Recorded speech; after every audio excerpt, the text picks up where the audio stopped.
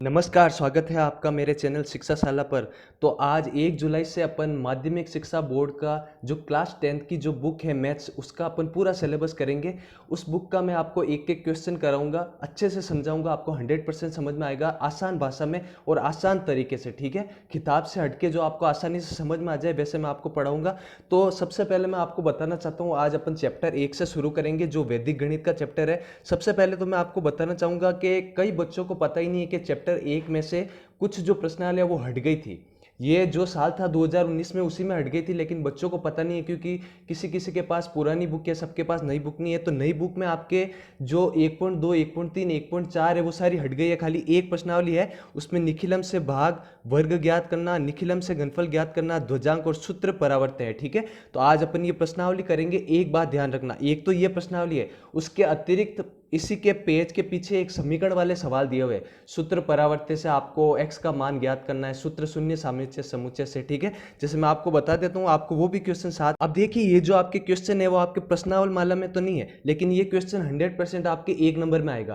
पहले नंबर में तो आपके वर्ग ज्ञात करना आएगा, इसी साल की बात कर रहा हूँ, और दूसरे नंबर में आपके इसी समीकरण में से कोई सवाल आएगा। जैसे देखिए, ये सूत्र परावर्त्य का सवाल है, 21वां उदाहरण, ये 2 बार आ चुका है, 2 साल लगातार है। तो इस साल आपके ये वाला नहीं आएगा, आपके ऐसे सवाल आएगा, अंश का मान समान तो हर की जोड़ करनी है। तो ठीक है, एक तो अपन करेंगे प्रश्नावली एक पूरी, और उसके बाद ये जो एग्जांपल है ये पूरी अपन करेंगे, ठीक है? इसमें से क्वेश्चन बनेगा। तो ज्यादा समय ना लेके पहले अपन सवाल करते हैं। पहला सवाल मैंने आपको बताया था, निखिलम से क्या है, भाग देना। तो देखिए, पहला सवाल अपन शुरू करते हैं।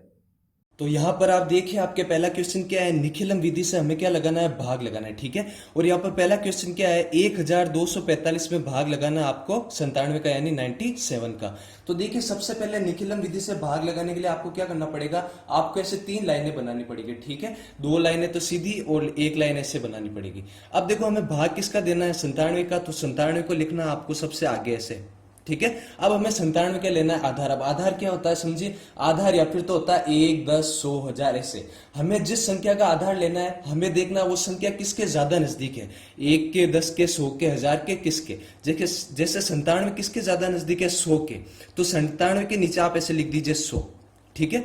अब देखो, अपन ने आधार ले लिया, उसके बाद निकालते पूरक अंक। अब उसको निकालना कैसे, आपको कुछ सूत्र वूत्र नहीं लिखना है, सीधा क्या करना है, 100 में से 97 को घटाइए, कितना आएगा, 3। अब यहां पर एक बात ध्यान रखिए, जितना इधर आधार में 0 होगा ना, उतने ही पूरक अंक में अंक होने चाहिए। जैसे आधार में 0 कितना है, 2 0, तो पूरक अंक में भी कितना अंक होने चाहिए, 2 अंक। लेकिन यहां तो एक ही अंक आ रहा है, तो इसके आगे आप क्या लगा दीजिए, 0। तो ये क्या बन गया, 0 3। अब 3 के आगे कितना ही 0 लगाइए, वो 3 का 3 ही रहेगा। अब देखिए, अपन ने जो आधार 100 लिया उसमें 0 कितने हैं, 2 0। तो यहां से पीछे से 2 संख्या है वो तो जाएगी पीछे, तो ये 4 और 5 तो चली जाएगी पीछे। आगे आपके क्या बचेगा, 1 और 2, तो ये 12 रहेगी आपके आगे। अब हमें क्या करना है, ध्यान से देखिए, यहां पर जो पहली संख्या लिखी है उसको तो आप पकड़ के लाइए नीचे, और ऐसे नीचे लिख दीजिए, कितना हो गया, ये 1। एक को अपन ने लिख दिया नीचे। अब इस 1 को गुणा करना है 0 से भी और 3 से भी। गुणा करने पर जो मान है वो ऐसे आगे लिखना है, नीचे नहीं लिखना है। जैसे देखिए, 1 को 0 से गुणा करा 0, 1 को 3 से गुणा करा 3, ठीक है? नीचे उतारा, गुणा करा, वापस नीचे उतारो। अब 2 और 0 को नीचे उतारना, तो देखो दोनों ही प्लस के हैं तो जुड़ जाएंगे, तो 2 में 0 जोड़ा, कितना आएगा, वापस 2। नीचे उतारने के बाद वापस गुणा करना, तो 2 को 0 से गुणा करा 0, 2 को 3 से गुणा करा 6, ठीक है? देखो, अंदर वाली सारी संख्या नीचे उतारते, उसके आगे आपको कुछ नहीं करना है, पीछे जो संख्या है उसकी जोड़ कर लीजिए। 6 और 5 11 का 1, हासिल का 1, 5 और 3 कितना हो गया आपके 8, ठीक है? ये देखिए, तो आपके भागफल तो कितना आया, आपके 12, भागफल तो आया आपके 12, और आपके शेषफल कितना आया, आपके 81, ये आया आपके शेषफल। एक बात हमेशा याद रखिए, जो अंतिम शेषफल आता है ना, ये शेषफल वो हमेशा भाजक यानी जिसका भाग दे रहे उससे छोटा होना चाहिए। अपने पास कितना है, 81, 81 97 से छोटा है। अगर छोटा है तब तो सही है, लेकिन अगर छोटा नहीं है तो आपको भाग देके छोटा बनाना पड़ेगा, जैसे आगे वाले क्वेश्चन में आप देखेंगे। अब करते हैं अपन अगला क्वेश्चन क्या है, 311 में देना है 8 का भाग। 311 में 8 का भाग लगाना है, तो जिसका भाग लगाना उसको तो लिखना सबसे आगे, मैंने बताया। अब यह है 8, आपको देखना है जो आगे संख्या लिखी वो 1, 10, 100, 1000 में से किसके ज्यादा नजदीक है। तो पहले 97 100 के ज्यादा नजदीक था, अब 8 किसके ज्यादा नजदीक है, 10, तो इसके नीचे कितना लिखेंगे, 10। अब पूरक अंक निकालना है, तो 10 में से 8 घटाए कितना आएगा, 2। देखो, जितना आधार में 0 उतना ही पूरक अंक में अंक होने चाहिए। अब की बार 0 है 1, तो देखिए 1 के अंक आ रहा है, तो कुछ भी करने की जरूरत नहीं है। आधार में 1 0 है, तो यहां से पीछे से 1 अंक जाएगा पीछे, और बाकी 3 और 1 रहेगा आगे। क्या करनी है, पहले वाली संख्या को पकड़ के ले आओ नीचे, तो ये कितना हो गया, 3 हो गया। ठीक है, 3 को गुणा करो 2 से, कितना हो गया, 3 दूनी 6। नीचे लिख के गुणा कर दिया, वापस नीचे लाओ तो देखो दोनों ही प्लस के, 1 और 6, तो 6 और 1 कितना हो गया, 7। 7 को 2 से गुणा करो, 7 दूनी कितना हो गया, 14। देखो ये आपके कॉलम पूरा हो गया। अब अगले कॉलम में खाली क्या करनी है, जोड़। तो ये 4 का 4, ठीक है, और आपके कितना हो गया, ये 1 और 1 कितना हो गया आपके 2। तो यहां पर ये कितना हो जाएगा आपके 2। यहाँ पर एक बात ध्यान रखिए, अपन को ऐसे नहीं जोड़ना है 4 फिर 1 और 1 2, जैसे मैंने जोड़ा है ये गलत जोड़ा है। देखिए जब मैंने 7 को 2 से गुणा करा तो ये जो 14 आई ना, ये पूरी एक संख्या मानी जाएगी। ठीक है, ये अलग अलग संख्या नहीं मानना है। तो ऊपर कितना है 1 और नीचे कितना है 14, तो 14 और 1 आपके कितना हो जाएगा 15। तो इसको आप कितना लिखोगे 15।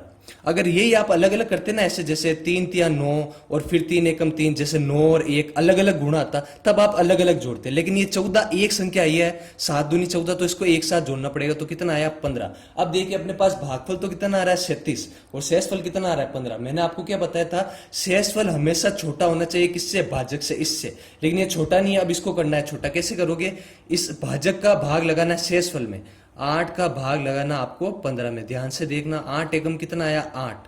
तो देखो भाग कितनी बार गया आपके, एक बार। जितनी बार भाग गया वो तो लिखना है इधर। एक बार भाग बोलने पर कितना आया 8, 8 को लिखना है इधर। देखो एक बार भाग गया तो भागफल तो इधर, भाग बोलने पर कितना आया 8, 8 को लिखना है इधर। इधर तो जोड़ कर लो, इधर क्या कर लो, बाकी कर लो। तो 37 में एक जोड़ा कितना आ गया आपके 38, और 25 में से 8 गया आपके कितना बचेगा, देखो हो गया 15, तो ये हो गया 7। ठीक है, और बस 7 ही बचेगा, तो 15 में से 8 गया, कितना बचेगा 7। तो आपके भागफल तो कितना आएगा 38, और आपके शेषफल कितना आएगा 7। समझ में आ गया होगा आपको, है ना। अगला क्वेश्चन देखिए क्या है, 1013 में हमें भाग लगाना है 88 का। तो 88 को लिखा आगे, अब लेना है इसका आधार। तो 88 1 10 100 1000 में से किसके ज्यादा नजदीक है, 100 के नजदीक है। अब निकालना है पूरक अंक, तो 100 में से 88 गया आपके कितना बचेगा 12, तो पूरक अंक कितना हो गया आपके 12। देखो आधार में जीरो कितना 2 जीरो, तो पीछे से 2 संख्या जाएगी यहाँ पीछे, और बीच वाली संख्या 1 और 0 आ जाएगी बीच में। क्या करना है, पहली वाली संख्या को पकड़ के ले आओ नीचे, तो कितना हो गया ये 1। अब 1 को पहले गुणा करना है 1 से, फिर गुणा करना है 2 से, तो 1 एकम 1, 1 गुना 2। फिर 0 और 1 दोनों को पकड़ के लाओ नीचे, दोनों प्लस के जुड़ के कितना हो जाएगा 1, वापस आया 1। 1 को गुणा करा 1 से कितना आएगा 1, 1 को गुणा करा 2 से कितना आएगा 2। अब देखो पहले जो सवाल था ना उसमें संख्या 1 थी, जैसे 14 थी ना, तो 14 को पूरी एक संख्या में जोड़ा। अब की बार देखो 1 को 1 से गुणा करा 1, 1 को 2 से गुणा करा 2, संख्या अलग अलग है, तो अब उनको अलग अलग जोड़ना है ऐसे। 3 और 2 कितना हो गया आपके 5, 2 और 1 3 और 1 कितना हो गया आपके 4। तो आपके इस सवाल में भागफल कितना है आपके 11, और शेषफल आपके कितना आया 45। देखो शेषफल भाजक से छोटा है क्या, तो ये 45 88 से छोटा है, तो आपके आंसर राइट है। देखिए जो मैंने पहले सवाल कराया था ना 1245 में भाग देना है 97 का, हो सकता है किताब में उसका आंसर गलत लिखा हो, ठीक है ना। तो अगर गलत लिखा हो तो जो मैंने करवाया ना भागफल 12 और शेषफल 81 वही आएगा। तो ये था अपने निखिलम से भाग देना, आपको समझ में आ गया होगा। देखिए आपको इस साल कहीं भी बाहर घूमने की कोई जरूरत नहीं है, इधर उधर भटकने की। कोचिंग वगैरह में वैसे भी वायरस फैला हुआ है, घर पे अच्छे बैठिए पढ़े किए। यहाँ पर आपको 100% क्वालिटी एजुकेशन में दूंगा। अगर कुछ भी आपको डाउट है, समझ में नहीं आता है, तो कमेंट करके आप बता सकते हैं। तो ये तो था आपके निखिलम विधि से भाग। अगला क्वेश्चन करते हैं, वर्ग ज्ञात करना है उसमें, ठीक है। देखिए तो आगे आपके चौथे, पांचवें, छठे और सातवें क्वेश्चन में आपको क्या ज्ञात करना है, निम्न का वर्ग ज्ञात कीजिए। अब देखिए आपके इस बुक में वर्ग ज्ञात करने की 2 विधियां दी है। एक विधि तो है निखिलम विधि और एक विधि दी है एकाधिकन पूर्वण विधि। अब देखिए आप किसी भी संख्या का वर्ग निखिलम विधि से तो निकाल सकते हैं, लेकिन एकाधिकन पूर्वण से आप वर्ग उन्हीं संख्याओं का निकाल सकते हैं जिसमें इकाई का अंक कितना हो 5। जैसे देखिए दूसरे सवाल में इकाई का अंक कितना है 5 और सातवें सवाल में इकाई का अंक कितना है 5। तो इन दोनों का तो अपन वर्ग निकालेंगे एकाधिकन पूर्वण से, और इन दोनों का आप निकालेंगे निखिलम से। वैसे अगर एग्जाम में लिखा हुआ है वर्ग ज्ञात कीजिए, तब आप कोई भी विधि लगा सकते हैं निखिलम, ठीक है। निखिलम तो आपके किसी भी अंक में लग जाएगी, लेकिन एकाधिकन किस में लगेगी, जिसमें इकाई का अंक कितना होगा 5। तो ये आपको ध्यान रखना है। जैसे देखिए पहला सवाल के आपको 103 का निकालना है वर्ग, यानी 103 और 103 को करना है गुणा। देखिए निखिलम से गुणा करने से पहले आपको 3 चीजें निकालनी पड़ेगी, आधार, उपाधार और विचलन। अब आधार क्या होता है, मैंने पिछले क्वेश्चन में भी बताया, आधार क्या होता है 1 10 100 1000 ऐसे जिन संख्याओं का गुणा करना है 103, हमें देखना है 103 किसके ज्यादा नजदीक है, 1 10 100 और 1000 में से। तो 103 किसके ज्यादा नजदीक है, 100 के, तो इसका आधार कितना हो गया आपके 100। अब मेरी बात सुनिए, जब भी आपके क्या हो, संख्या हो 95 से कम, तब तो आधार लेना आपको 10, ठीक है। और जब भी संख्या हो 95 से ज्यादा, और तब आपको आधार कितना लेना है 100। अब देखिए हमें देखना है ये जो 103 है वो किसके ज्यादा करीब है, मतलब 103 किसके ज्यादा करीब है, तो 103 देखिए 100 के ज्यादा करीब है, ठीक है ना। 100 से कितना फर्क है, खाली 103 का। तो वापस आपको 100 को 100 बनाना है, तो किससे गुणा करोगे आप, 1 से, तो उपाधार आपके कितना हो गया 1। अब देखिए हमें क्या करना है, आधार और उपाधार का क्या करना है, गुणा, तो कितना आएगा 100। अब हमें निकालना है विचलन। विचलन कैसे निकालते हैं, संख्या में से आधार और उपाधार का गुणा घटाना है।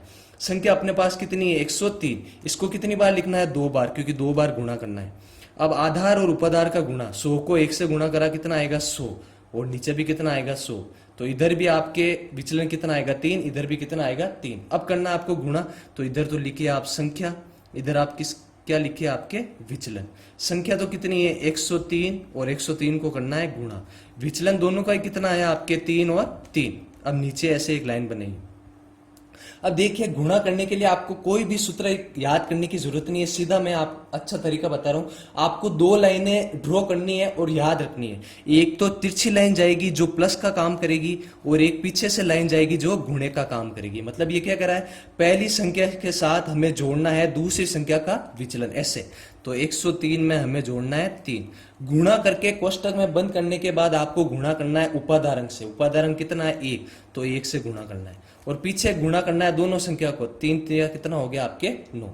देखिए 103 में 3 जोड़ा कितना आएगा आपके 106, और 106 को 1 से गुणा करोगे वापस 106, और पीछे कितना है 9। अब देखिए गुणा करने के बाद एक चीज आपको ध्यान रखना है कि जितने आधार में 0 है, पहले खंड को छोड़कर जितने भी खंड बनेंगे उसमें जितने आधार में 0 है उतने ही अंकों की संख्या। जैसे देखिए पहले खंड को छोड़ा तो कितना खंड बचा है 1 खंड, और आधार में 0 कितना है 2 खंड, तो ये जो 1 खंड बचा है ना उसमें अंक भी कितना आना चाहिए 2 अंक। तो अपने पास तो 1 ही अंक है, तो इसको 2 अंक कैसे बनाएंगे, 106 का 106, 9 के आगे आप कितना ही 0 लिखो, उसका मान कितना रहेगा 9, तो आगे कितना लगा दिया 0 और 9, तो ये हो गया आपके गुण। ठीक है, समझ में आ गया होगा। दूसरा सवाल आपके देखिए, आपको निकालना है 95 का वर्ग। आपको निकालना है 95 का वर्ग। मैंने बताया कि वैसे तो आप इसका निखिलम से भी निकाल सकते हो, लेकिन अगर इकाई का अंक कितना हो 5, तो आप इसको गुणा कर सकते हो एकाधिकन पूर्णांक से। सवाल हो जाएगा छोटा। कैसे करना है देखिए, हमेशा क्या करना है, एकाधिकन पूर्णांक से गुणा करने के लिए इकाई का अंक जो 5 है सबसे पहले 5 लिखो और उसका क्या कर दो, स्क्वायर कर दो। ऐसे